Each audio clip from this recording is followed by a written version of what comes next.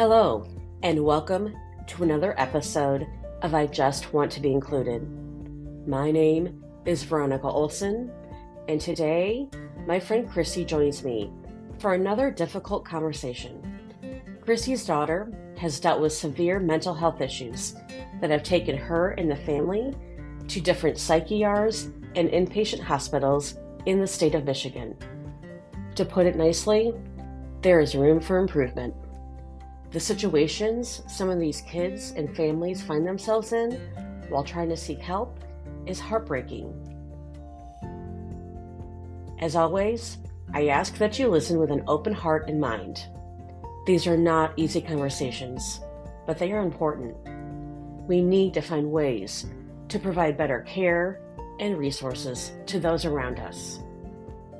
Anything said in this podcast is based on personal experience, thoughts, and opinions.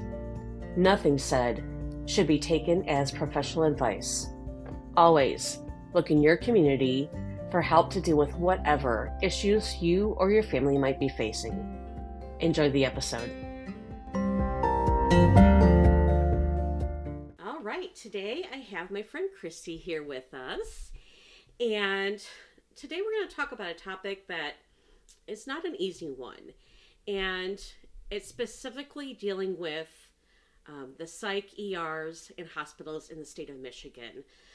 My friend Kristy has a child who's been in and out of the system, has kind of rotated in and out, and it's been pretty shocking to watch how that's gone and how it's been dealt with and what's been available and what hasn't been available to them as a family.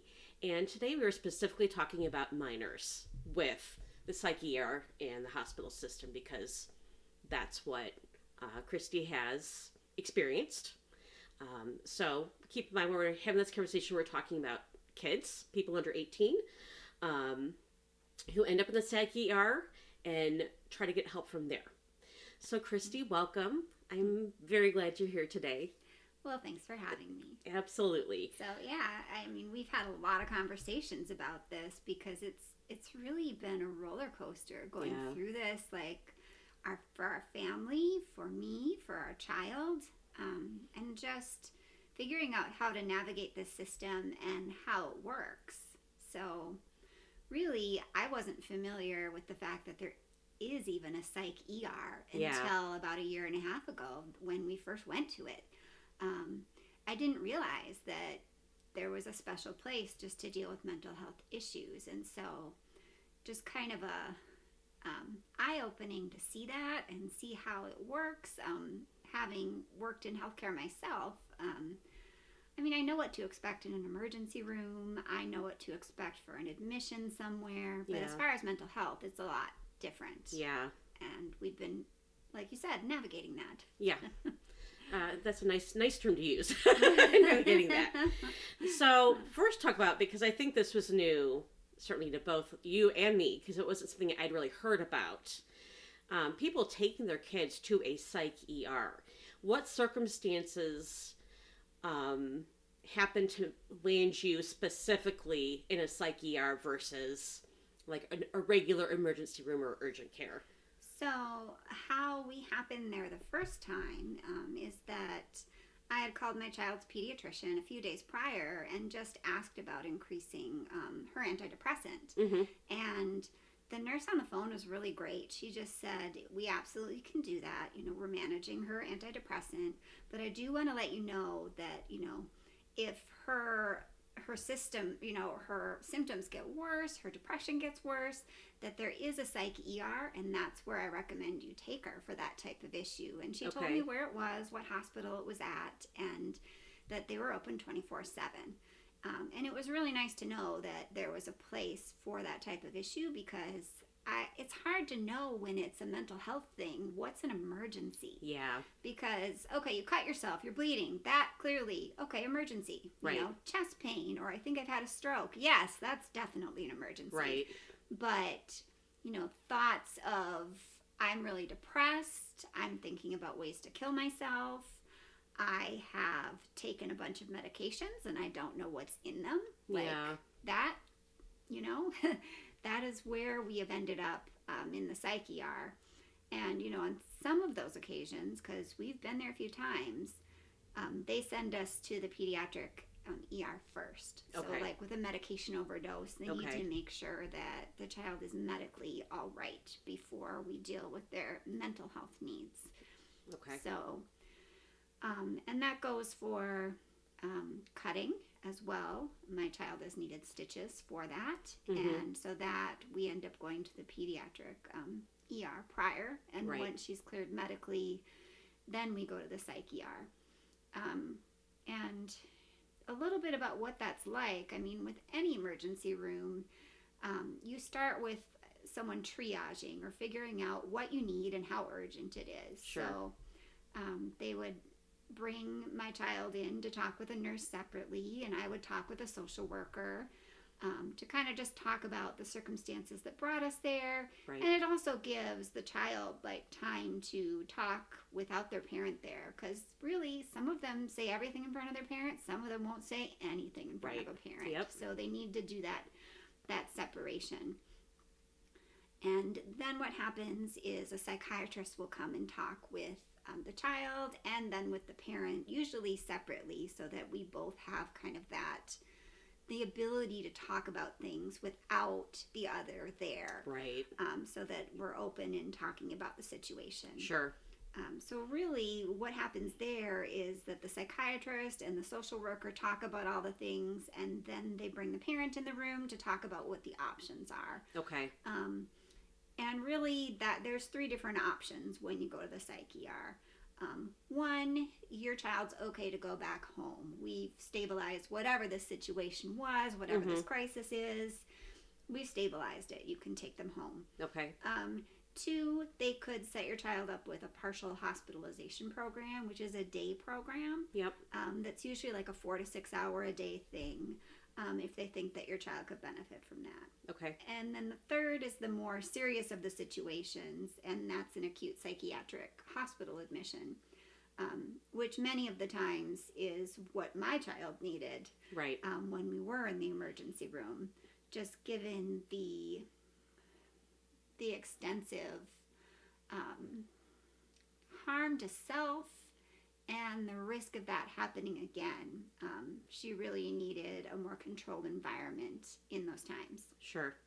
So that portion right there, when you go into the ER and you're kind of triaged from a psych perspective with, a social worker, a psychiatrist, a counselor, kind of whoever they have there, how long are we talking about? How long does it take to get through that process? So it depends on how busy they are. Sure. That could happen right away when you walk in, and it could be an hour-long process where, I mean, that's pretty efficient, talking with all those people and them, like, working through all of that information.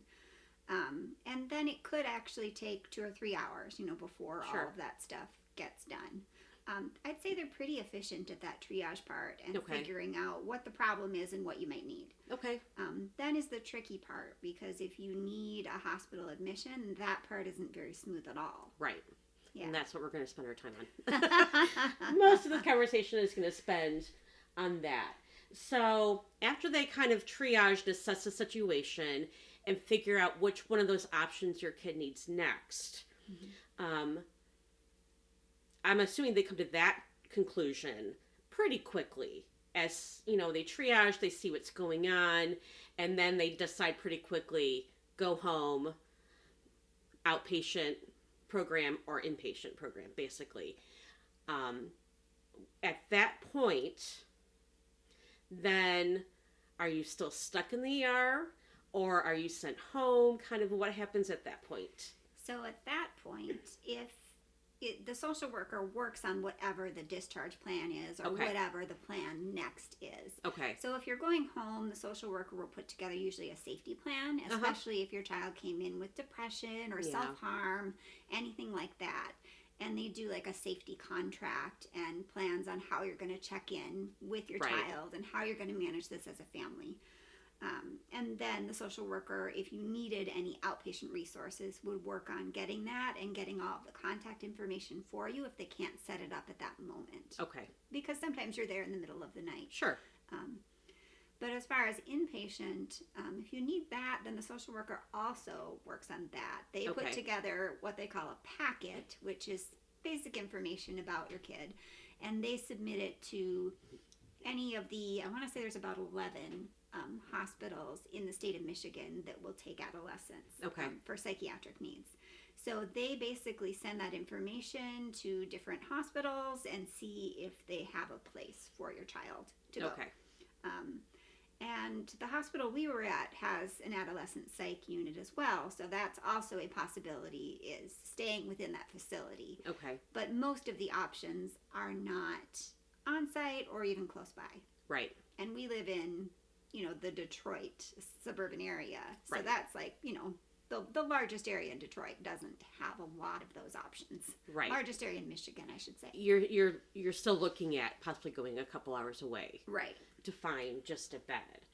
So this process of them sending out information to the different hospitals, at that point you are just stuck in the waiting room of the Psych ER, correct? Correct. So the Psych ER is set up so that they can monitor everyone there for their psychiatric issues. So that at this hospital looks like everyone in a large waiting area with cameras in certain places, a bathroom that is safe for anyone that would want to self-harm. Things that they could do that with are not there. So it's a safer bathroom, safer area with really, they check, security checks everyone when they come in. So there really aren't items that someone could hurt themselves with there.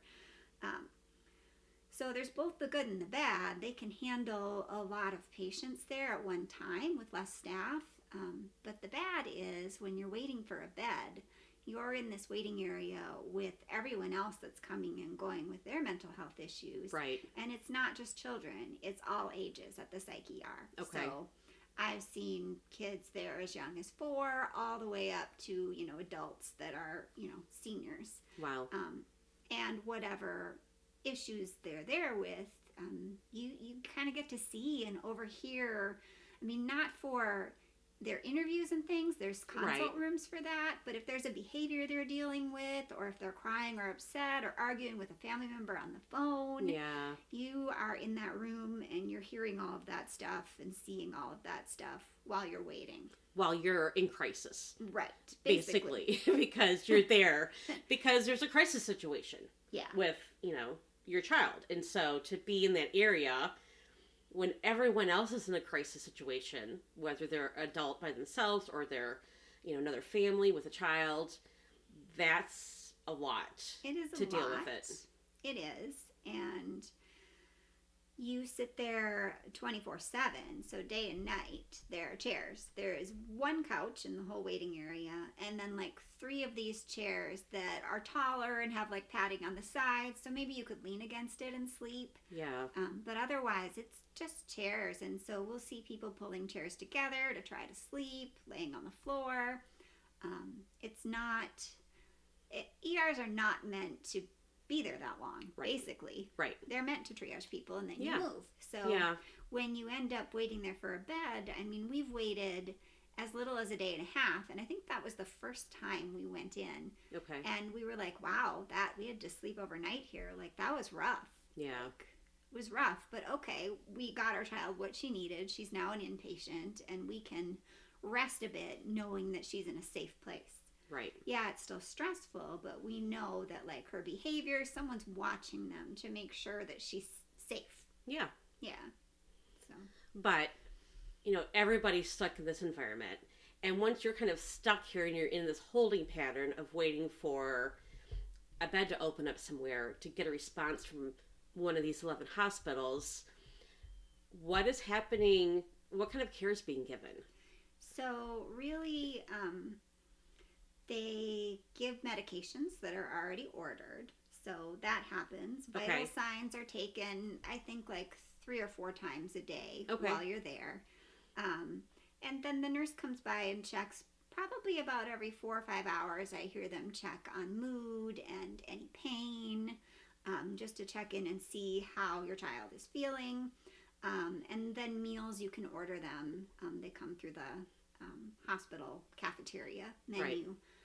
But what's missing is any sort of therapy, like while you're there, which for a day and a half isn't that big of a deal. But when you're talking about waiting multiple days, it becomes a big deal. Yes, and tell everyone the longest stay you've had in the ER. The longest I've stayed in the ER with my child is 11 days. And that's a long time. Oh, yeah. That was a very long time. And honest, it didn't even occur to me when we got there and we're on like day 2 or 3 of waiting that it could potentially take that long. That was the first time we had experienced that length of waiting, and also that we had experienced hospitals declining to take our child. Right. Which was a real eye-opener, that we're coming there for help and hospitals are saying, no, we can't take her because in the past she's needed a 1-to-1 for her safety. We don't have the resources for that. Or hospitals saying, she's tried our programming and we don't think that it helps her, so we don't want to admit her. We don't think our services help her. Right. And this was pretty shocking to me too. I did not realize in the state of Michigan that hospitals can decline you. So in this situation, they can turn you down. So it apparently is this unique scenario with psychiatric care.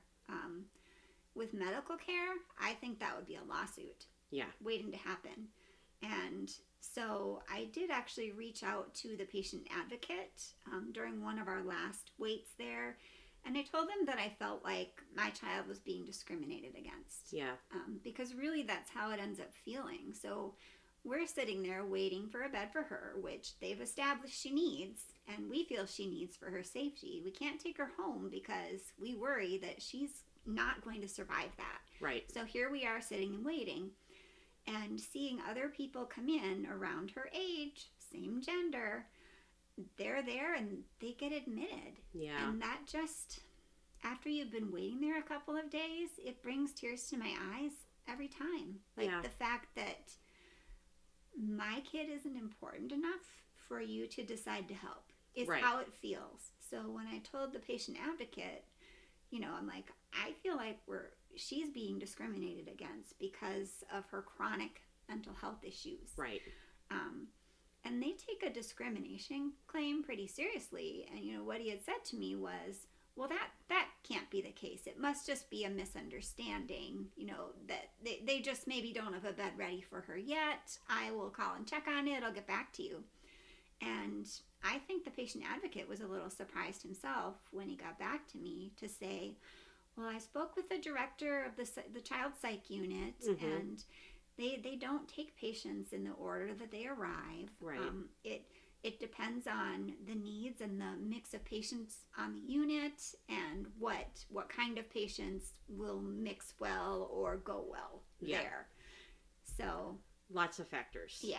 And working in healthcare, I get that. I've been a charge nurse on a medical unit, but at the same time, we don't deny care to someone. Right. Like that patient needs to go on a different unit at that time because of needs. Yeah. But in this case, it was like, no one can help your child at this time. Yeah. So it's almost like, because at this point she was in this pattern of going to the Psych ER, going to inpatient, going home, and kind of, cycling in and out. And so they were familiar with her at this point, and it almost works against you because they see this pattern. And, well, we've tried that. There's nothing else we can do for you. But at the same time, this child is struggling to the point where they're cutting themselves, where they need medical attention at the medical ER first before they go to the Psych ER. And then you go to the Psych ER and they're pretty much saying, well, no one wants to deal with you. And I can't imagine. Yeah. So the last time we were there, we actually visited all 3 ERs at the institution. Okay. We came in and we went to the pediatric ER because my child had overdosed on diet pills. Mm-hmm. And that was a really serious thing. That messed with her heart rhythm. Right. It messed with her electrolytes. She, of course, felt really crummy once it all hit.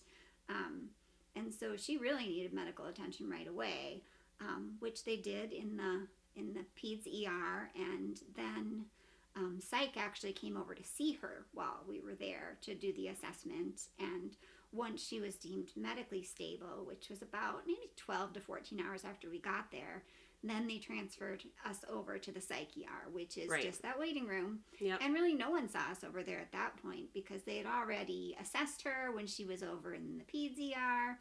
And so then we went to wait for a bed. Yeah. And probably at about day 2.5, day 3 of being there waiting for a bed,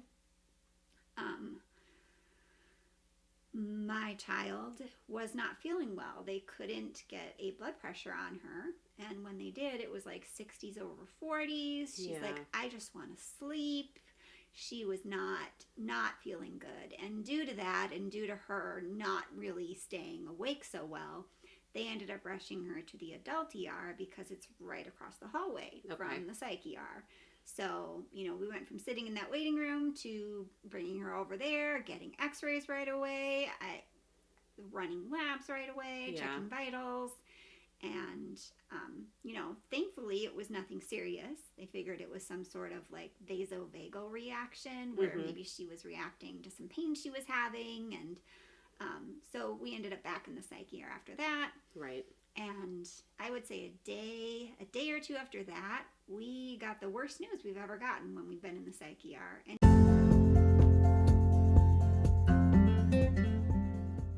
Thank you for joining us today, and a big thank you to Kristy for coming on and sharing her story. Next week, Kristy and I will continue this conversation, and you will find out what news she received from the social worker while sitting in the Psych ER. Hang in there. We're all doing the best we can. Have a good week.